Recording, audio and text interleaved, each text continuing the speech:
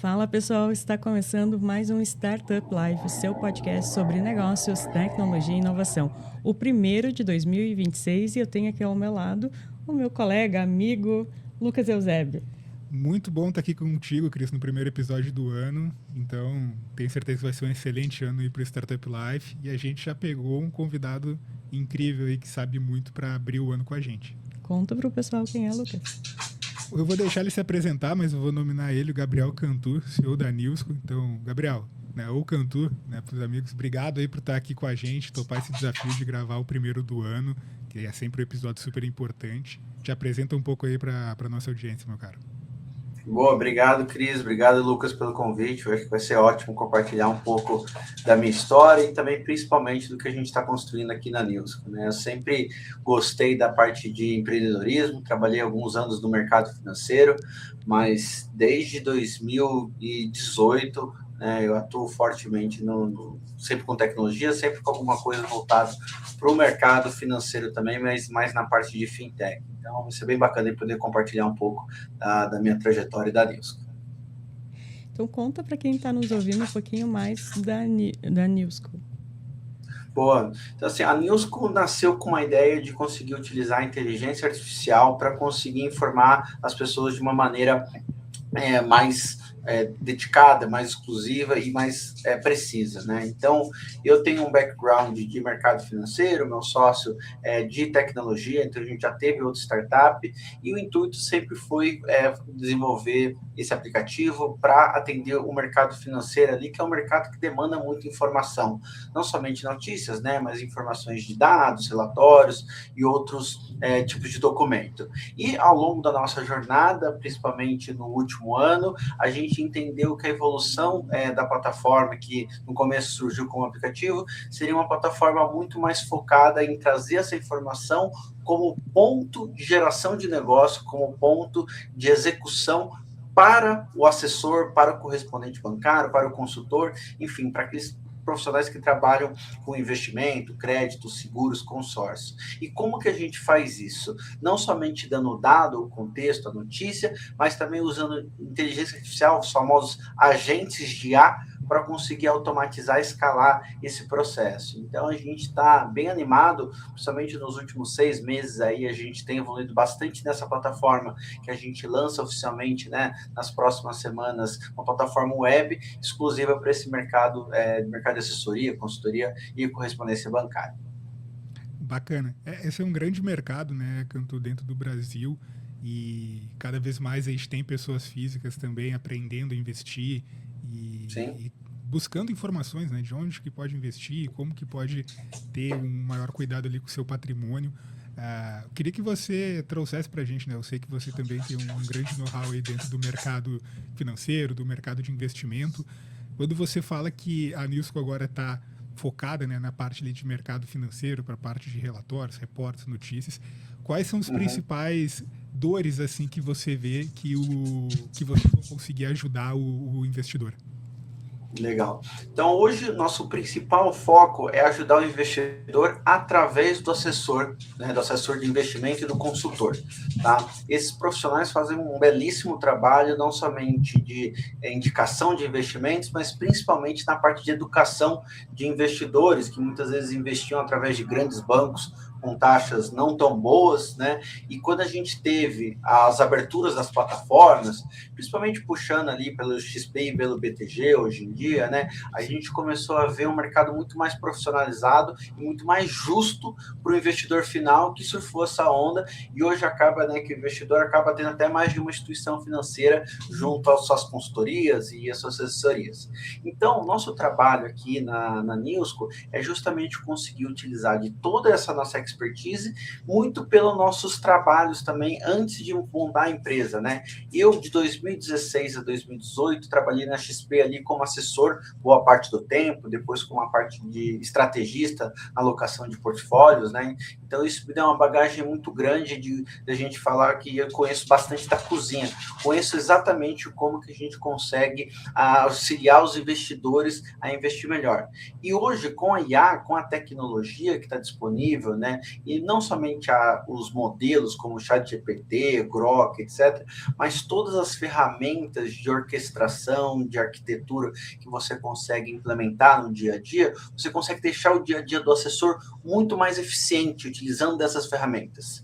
Então, com isso, trabalhos operacionais, você consegue eliminar e escalar e deixar o tempo livre para fazer o que o assessor realmente precisa fazer, que é atender bem o cliente, passar confiança, explicar sobre os investimentos e conseguir mostrar que aquela rentabilidade da carteira foi por conta de uma construção de uma alocação ideal por perfil. Né? Então, hoje, dentre de diversas funções que a gente tem, a principal, que é mais utilizada pelos assessores, é, por exemplo, nosso agente de análise de carteira.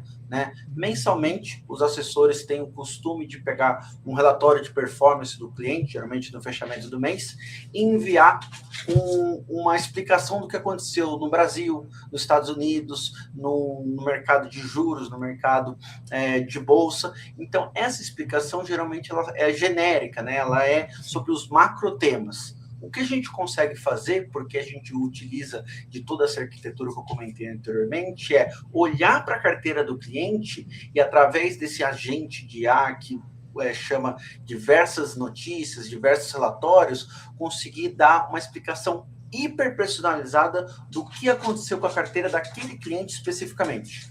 E essa informação ajuda muito o cliente final a entender o todo, mas também o assessor a se relacionar cada vez mais profundamente com escala com esse cliente dele. Bacana, Cris. Cantu, falando um pouco assim da inteligência artificial em si, e não deixa de ser um formato de comunicação, né? Esse que tu está nos contando.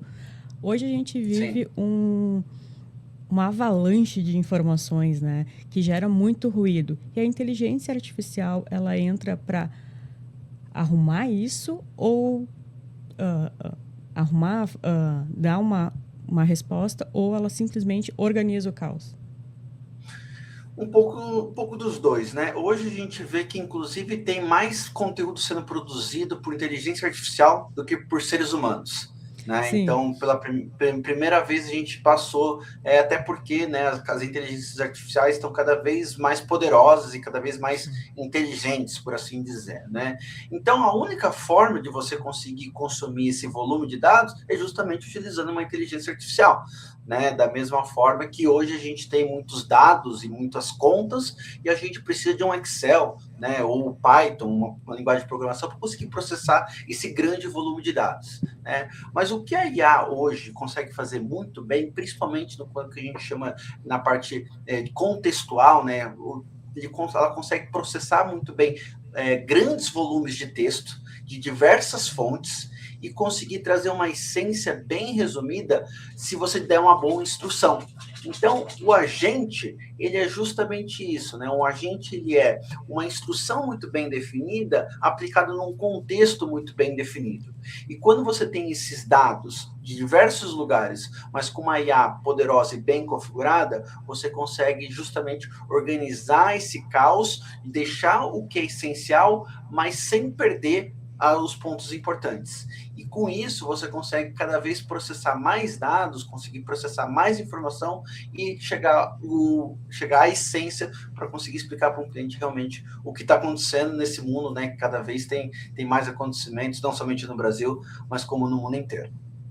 Se faz valer aquela máxima da área de comunicação que mais importante do que as respostas são as perguntas corretas. Com certeza, né? Então, hoje a IA, ela conseguiu reduzir a distância entre você ter uma pergunta e ter uma resposta. O Google já ajudou bastante, mas quando você procurava no Google, tinha 2, 3, 4, 5, 6 links, tinha que entrar nesses links e ler aquele texto, e muitas vezes eram textos longos, tal. Então, hoje a IA, ela resume literalmente esses 6 links para você e extrai o que é essencial. Então, cada vez mais a habilidade, não é que a IA vai substituir o ser humano, não acredito nisso, mas cada vez mais vai favorecer os seres humanos que sabem fazer as perguntas corretas. E esse é um ponto muito interessante, porque assim, no nosso mercado, que é o mercado de assessoria, você acaba tendo 2 tipos de perfil. O mercado mais comercial, a pessoa que atende o cliente final, que geralmente ele não tem um conhecimento tão grande de tecnologia, de banco de dados, dos dados, e geralmente a pessoa um pouco mais técnica, que não atende o cliente na ponta final, mas tem acesso a esses dados, acesso a conseguir enxergar, né, através da tecnologia, um monte de informação. A IA, mesmo nesse mercado financeiro que é um pouco mais específico, ela consegue justamente reduzir esse gap. Então, o assessor que muitas vezes queria saber alguma coisa da carteira de diversos clientes, ele tinha que perguntar para alguém para fazer uma consulta e retornar depois de uma semana aquela consulta, hoje ele consegue perguntar para uma IA, inclusive dentro da Newsco, e a IA automaticamente fazer essa consulta dentro do banco de dados e dar a resposta. E isso é um ponto fundamental em termos de não somente de eficiência, porque você economiza tempo, mas na geração de negócio. Então, você, por conta dessas respostas, você consegue entender qual seria a oportunidade de negócio melhor direcionados para o perfil daquele cliente, e esse tempo salvo gera muito mais negócio, e o cliente fica mais feliz e o assessor também. Isso, eu ia falar, né, dentro do mercado de investimento, né, Cantu, a gente tem muito... O que a gente acaba percebendo muitas vezes é o assessor ali que não sabe utilizar muito bem a ferramenta ou acaba tendo um bias, né? Acaba tendo um viés ali mais direcionado para a companhia e não tanto para proteger de fato a rentabilidade, o patrimônio ali do cliente, acaba não alocando direito, né, os ativos daquele cliente e tendo dificuldade, o cliente acaba tendo dificuldade de entender o perfil de investimento dele, né? Se aquele ativo está de fato numa carteira mais conservadora, está numa carteira mais agressiva, como que o assessor hoje, né, ele acaba conseguindo conciliar o uso da IA, seja para ele conseguir entregar maior resultado para o cliente, mas também o cliente muitas vezes, né, fazendo um paralelo, ele já chega muito bem informado, né? Eu falo que hoje, né, a gente não confia mais 100% cegamente em tudo e em ninguém, né? Antigamente, não, vou lá naquele médico, cara, o que esse cara falar para mim é lei, o cara estudou, eu não tive acesso ali, não tenho uma ferramenta ou algo para perguntar, cara, é o que aquele cara falou e vai morrer sendo aquilo. Isso se aplica para tudo e para o mercado financeiro, principalmente, né? O cliente já chega com as informações, né?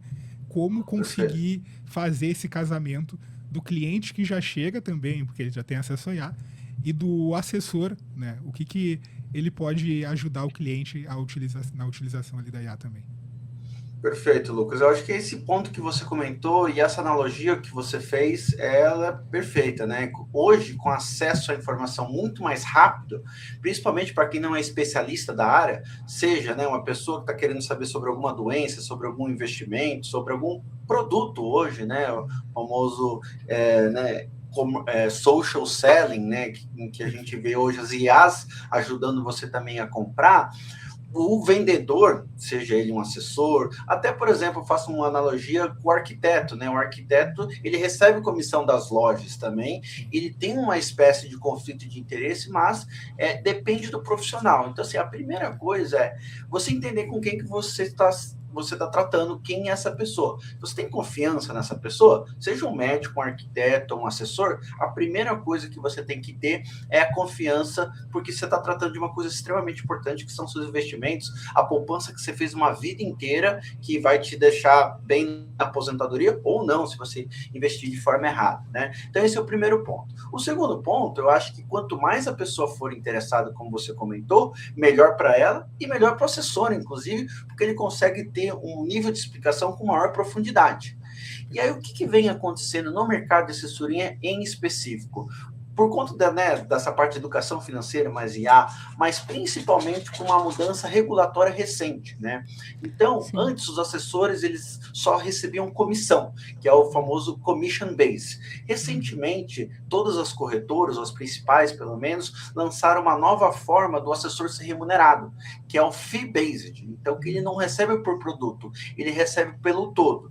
Isso gera um modelo tradicional nas consultorias, né? Então, isso, e cada vez vez mais a gente vê no mercado de assessoria, as assessorias adotando esse modelo, porque o negócio fica mais perene, fica mais estável para o assessor e, ao mesmo tempo, mais alinhado com o interesse do usuário. E as consultorias, além disso, ela ainda devolve um rebate, né, uma parte da taxa que o cliente pagaria para o cliente final.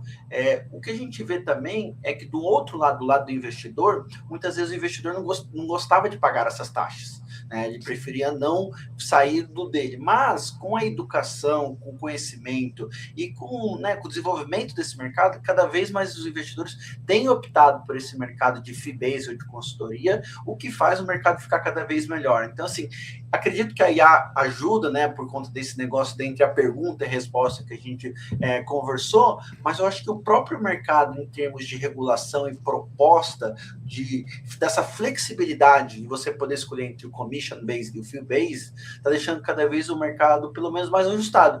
Tem investidor que não gosta do fee-based, ele prefere o commission-based por conta que também não paga taxa. Então, eu acho que o importante da mesma forma que você tem uma carteira de acordo com o seu perfil, você também tem um sistema de cobrança de acordo com o seu perfil.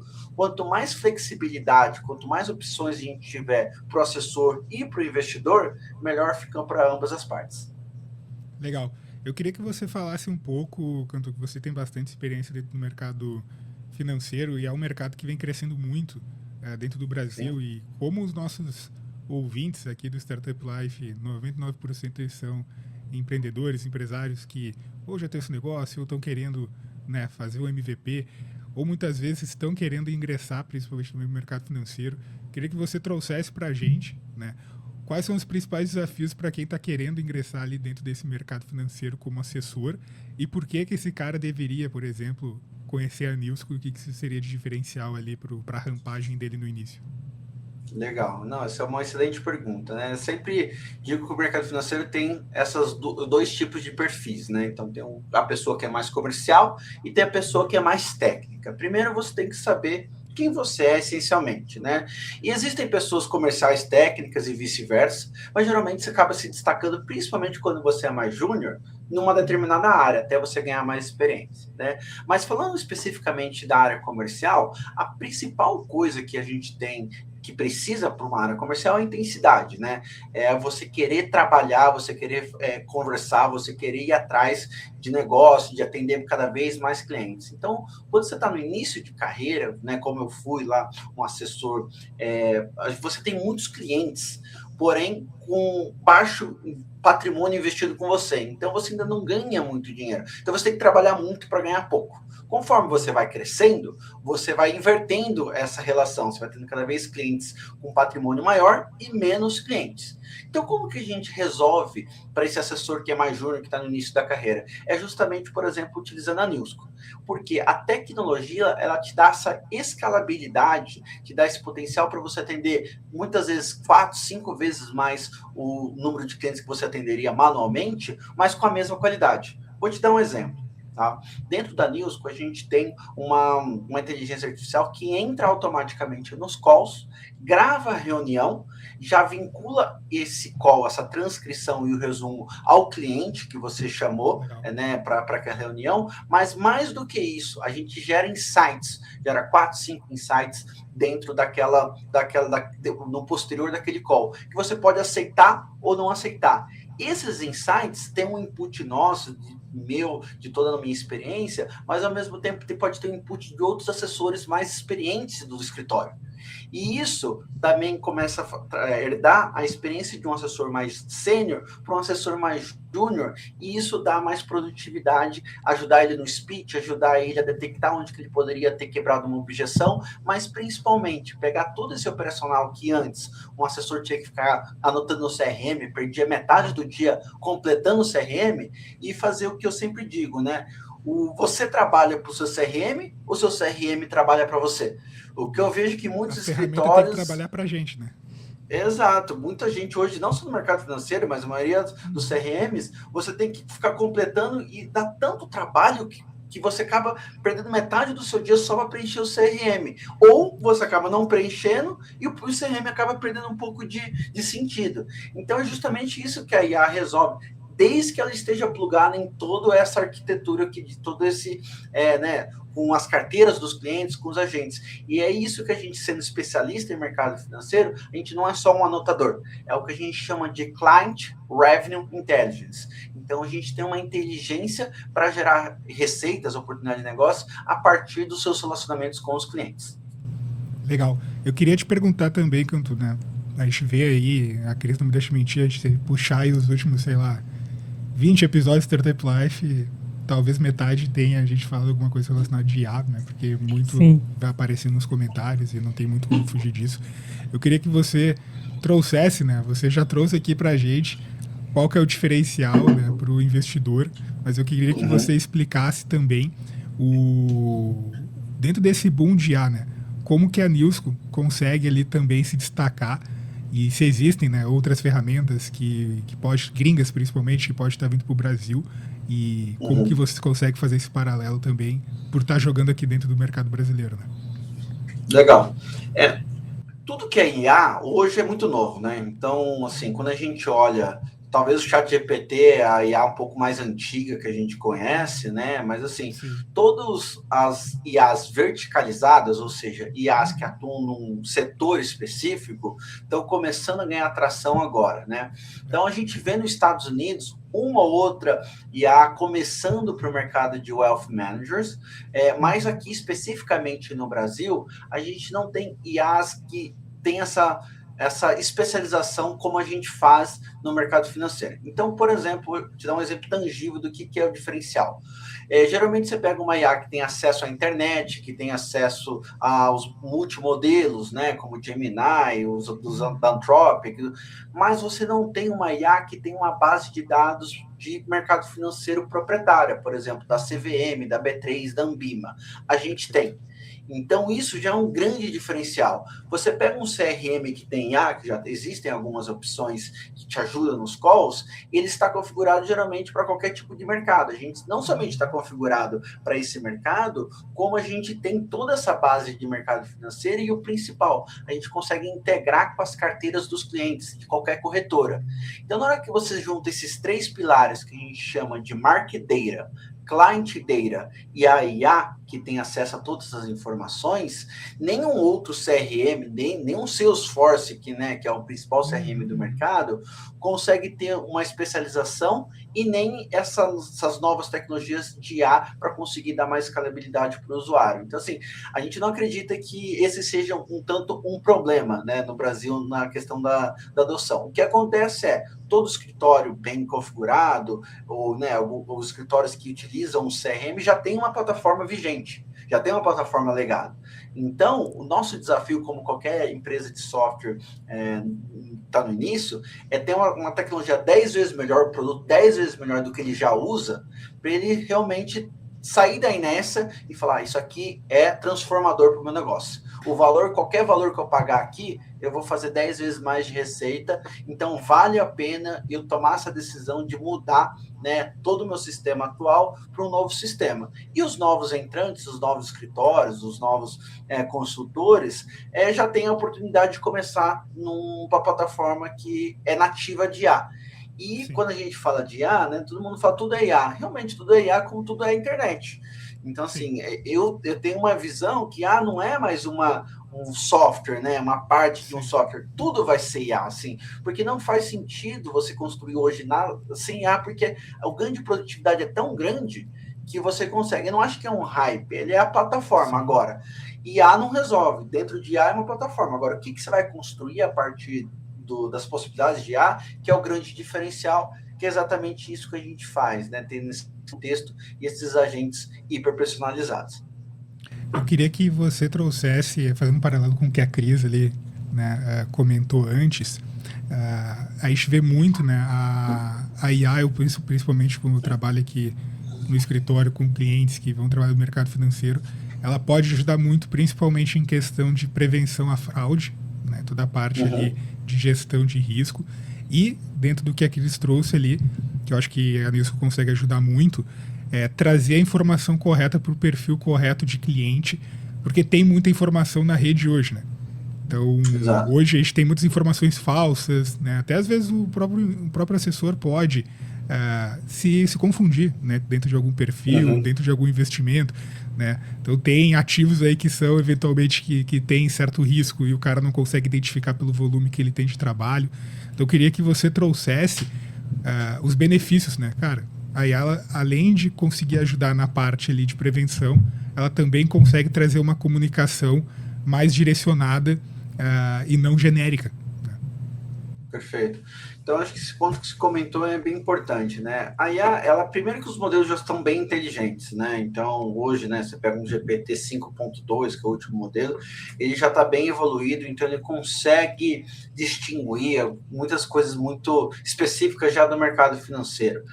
Porém, quando você junta com informações de sites confiáveis, né, grandes portais que são confiáveis, mas principalmente com o input do usuário de documentos e do nosso marqueteiro, que são documentos oficiais, novamente, de fundos de CVM-P3, aí você consegue ter uma outra camada de dados realmente hiperconfiável. Então, eu vou te dar um exemplo, por exemplo. Uma das nossas funcionalidades é o que a gente chama de base de conhecimento. Eu tenho todos os regulamentos de fundos que eu puxo do site oficial, por exemplo, da CVM, que é o órgão competente para ter essas informações. Então, está lá, é verdade, porque é, né, o órgão fiscalizador, ou da Anbima, né, que é um autorregulador, e a gente consegue também fazer que o usuário, que se ele tiver alguma informação pública, mas que está na corretora, por exemplo, documento de uma oferta, prospecto de preliminar, enfim, documentos oficiais feitos por advogados, pela empresa, etc., ele também consegue colocar nessa base de conhecimento. Então, a partir desses dados, a gente consegue ter, primeiro, a informação precisa e contextualizada, mas de uma fonte confiável que não é apenas a internet.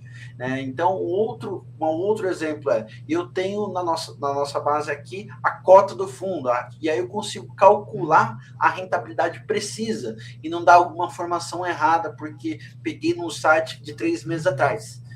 Então, na hora que você consegue esses pontos de dado, e esse sempre vai ser o grande diferencial olhando para frente das IAs, não é mais o tamanho do modelo, a inteligência do modelo, porque isso vai virar, entre aspas, commodity, vai ter esses 4, 5 provedores de grandes modelos. Mas as empresas que conseguirem se especializar em dar contexto, né, dar pontos de dados precisos, para alimentar e quando ela necessitar daquele dado, que vai ser o grande diferencial, porque isso dá um trabalho adicional, e a maioria das empresas que são generalistas não estão dispostas a fazer isso de forma especialista para cada um dos setores. Canto, a gente vive num país onde a educação financeira ela é escassa, né? Muito aquém do que deveria ser. E a tecnologia ajudou bastante algumas pessoas, parte da população, até aquelas que eram desbancarizadas, a terem suas contas. Então, todo esse movimento de fintechs. Mas falando sobre investimento, qual foi o impacto da tecnologia para o público final em começar a investir?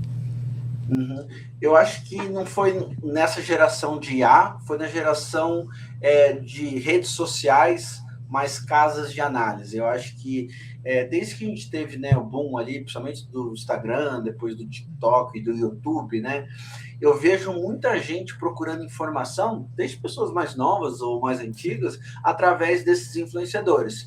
Óbvio, né, tem muita coisa questionável e etc., mas, ao mesmo tempo, eu acho que eles fizeram um excelente trabalho, por exemplo, ensinando as pessoas a investirem em tesouro direto, que é o investimento mais básico e mais seguro que a gente tem no país e que a maioria das pessoas não conheciam, que você poderia ganhar ali 100% da Selic e a pessoa investia no investimento do banco que dava 70%, que é a poupança. Exato, eu ia dizer, das poucas pessoas que investiam, muitas ainda investiam na poupança. Ainda investem, né? Exato. Então, assim, eu acho que esse movimento foi muito positivo. Só que aconteceu isso um tempo atrás, enquanto o juros estava mais baixo. Enquanto o juros está mais baixo, as pessoas querem mais rendimentos, porque hoje é muito fácil, né, com juros de 15%, se deixar em qualquer coisa, você ganha dinheiro, né, de renda fixa. Quando os juros estavam mais baixos, as pessoas começaram a procurar alternativas. Então, teve essa parte desses grandes, né, influenciadores financeiros, né, e a gente conhece diversos que hoje, inclusive, estão bem famosos e continuam né, nessa jornada, mas depois a gente teve as casas de análise, as grandes casas de análise, também de alguma forma educando. Obviamente que nesse mercado, né, sempre tem alguns exageros, mas ao mesmo tempo eu acredito que eles fizeram um bom trabalho de educar que o mundo não era só poupança, só tesouro direto, também existia a parte de fundos imobiliários, de ETF, de ações, que também é muito benéfico para o mercado de capitais. Então, eu acho que a gente passou, né, desse período, e depois ainda teve a parte de Bitcoin, de criptomoedas, que as pessoas cada vez, né, foram mais, talvez, se interessando por assuntos de investimento. O que eu acho muito ruim hoje é que tem muita gente que considera bets e, né, tigrinho, essas coisas como investimento. Isso que eu acho que o momento atual já foi muito bom, hoje tem muito influenciador que influencia extremamente negativamente, fazendo, né, apologia a esses tipos de jogos, né? E não são investimentos, são jogos. Talvez eu entenda que você pode querer se divertir, perder um pouco de dinheiro, mas muita gente considera isso investimento, enquanto antes as pessoas realmente investiam em bolsa, em tesouro direto e porque afins. É um algoritmo ali feito para você perder, né? Eu sempre falo, né? Você busca se entrar no dado, até acho que do próprio Ministério da Saúde, que hoje se gasta com políticas públicas relacionadas à depressão, relacionado a outros temas mais graves, por causa de aposta, né? Teve até uma polêmica ano passado que a Caixa ia lançar a sua bet e daí cancelaram, né? Porque não... Exato. Exatamente. Então, tratar como investimento é um problema, porque, que nem o que tu trouxe, a pessoa menos desinformada, cara, ela vai pegar o dinheiro ali que ela tem e ela vai colocar no tigrinho achando que vai retornar, não vai, cara. Não é à toa que antigamente, né, não tinha celular para apostar ou jogar, mas tinha cassino, tem cassino ainda no Brasil que não é legalizado, que se chamam jogos de azar, né? Exatamente. Sim.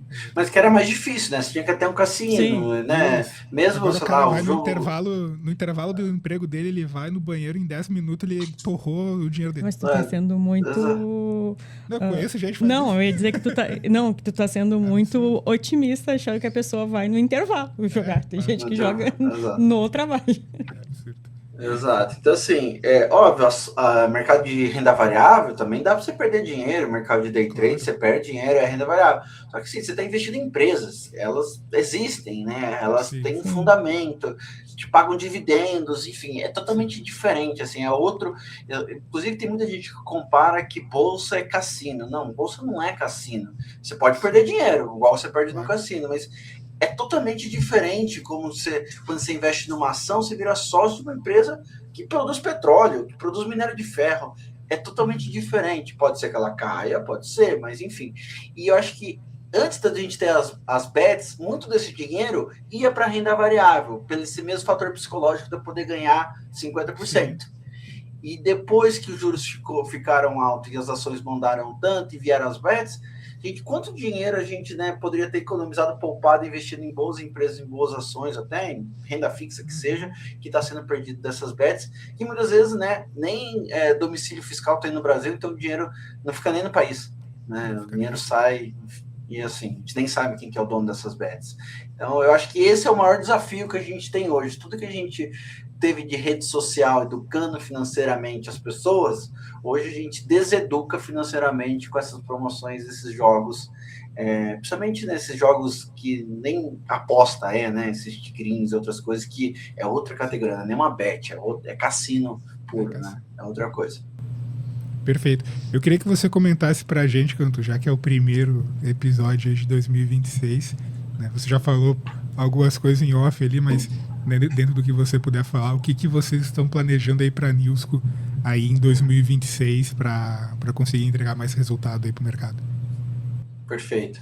Então, esse ano a gente está planejando bastante coisas, né? A gente está com um grande lançamento para fazer. Então, a gente começou no podcast, eu disse ali, né, como uma plataforma de consolidação de notícias, utilizando AI para recomendar, resumir, etc. E com a evolução, principalmente com o feedback dos nossos clientes, né, essas empresas, né, de consultoria, assessoria financeira, a gente entendeu que o melhor produto, o melhor modelo era uma plataforma completa, uma plataforma no computador, que as pessoas conseguissem, né, chamar seus times, e isso realmente virar um gerador de negócio, um gerador de eficiência para os escritórios, né? Então, os próximos passos, a gente fazer nesse próximo mês, um grande lançamento um rebranding, né? Então, que a gente vai mudar de nome, mudar nosso posicionamento, mudar como que a gente, né, se relaciona da forma digital com nossos clientes, mas sempre mantendo a essência de que é o que eu sempre fiz, né? Eu sempre fui muito próximo dos nossos clientes aqui, dos nossos, não somente dos nossos investidores, dos nossos clientes e também dos nossos usuários. E esse feedback, essa troca constante, eu acho que vai ser o resultado de tudo isso vai ser esse próximo lançamento, que ainda não posso falar, mas vocês vão ver aí nas próximas semanas. Perfeito. Vamos acompanhar, né, Cris? Vamos acompanhar de perto para conseguir aí, com certeza, tá visualizando aí o que o Cantu vai aprontar, porque o Cantu ele já é second founder, né? Ele já fez a empresa de sucesso, já vendeu. Então, vamos ficar de olho aí. Com certeza vai ser coisa boa. É um ano cheio de expectativas e, com certeza, os resultados vão ser excelentes.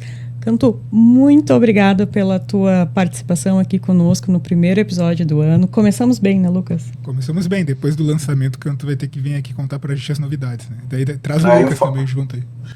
Aí eu trago o Lucas e a gente faz um próximo e aí a gente conta os detalhes. Pode contar comigo. A gente também agora abre espaço para tu deixar tuas considerações finais, um recadinho para quem está nos ouvindo, quem quer investir, quem quer saber empreender, mais da Nisco, né? Quem quer saber mais da Nisco. Onde que te acha? Perfeito. Para me achar bem simples, tá? Eu sou bem ativo no LinkedIn, é Gabriel Cantu, o meu LinkedIn, GF Cantu, né, o endereço no site. Se vocês quiserem, sempre pode me mandar mensagem no DM no LinkedIn, eu sempre estou todo dia respondendo ali, consigo, para quem ficar interessado, para quem for do mercado, quiser fazer um teste, principalmente para nossos ouvintes aqui, eu vou dar uma prioridade e faço um tour pela nova plataforma já, mesmo antes do lançamento, porque eu acho que quem né, investiu esses 40, 50 minutos aqui para nos ouvir, eu acho que a gente tem que sempre privilegiar. Mas, assim, queria agradecer o convite, acho que foi ótimo contar um pouquinho, né, do que a gente enxerga para o mercado de agro, um pouquinho da minha história e principalmente dar esse postinho, talvez para vocês me chamarem para uma próxima edição do que vai ser a plataforma que a gente vai lançar aí nas próximas semanas. Mas já está mais do que convidado, né, Lucas? Mais convidado. Próximo a gente grava aí em São Paulo, presencial aí contigo. Que nós também temos novidades que não podemos contar ainda. Novidades, não. É isso, Lucas, 2026 isso é ótimo. Vai ser o melhor ano de todos, Cantu. E para facilitar o pessoal achar o Cantu, a gente vai colocar aqui na legenda o link do LinkedIn dele. Claro, recomendo fortemente. Até como o podcast de muitos empreendedores, acho que a comunidade, o network, a troca faz toda a diferença. E como o Cantu é um cara que já empreende há bastante tempo, quem quiser, ele é um cara super aberto ali a trocar ideia. Tenho certeza que vai evitar bastante erro, bastante dor de cabeça e ir para o caminho certo. Lucas, muito obrigada pela companhia nesse primeiro episódio. A quem está nos assistindo, nos ouvindo, também muito obrigado pela companhia e que sigam com a gente ao longo desse ano, que, como o Lucas falou, vai ser o melhor ano das nossas vidas, do Startup Life, com certeza. É isso aí. Até o próximo programa. Obrigado, pessoal. Obrigado, Cris. Obrigado, Lucas, pelo convite. Até uma próxima. Um abração.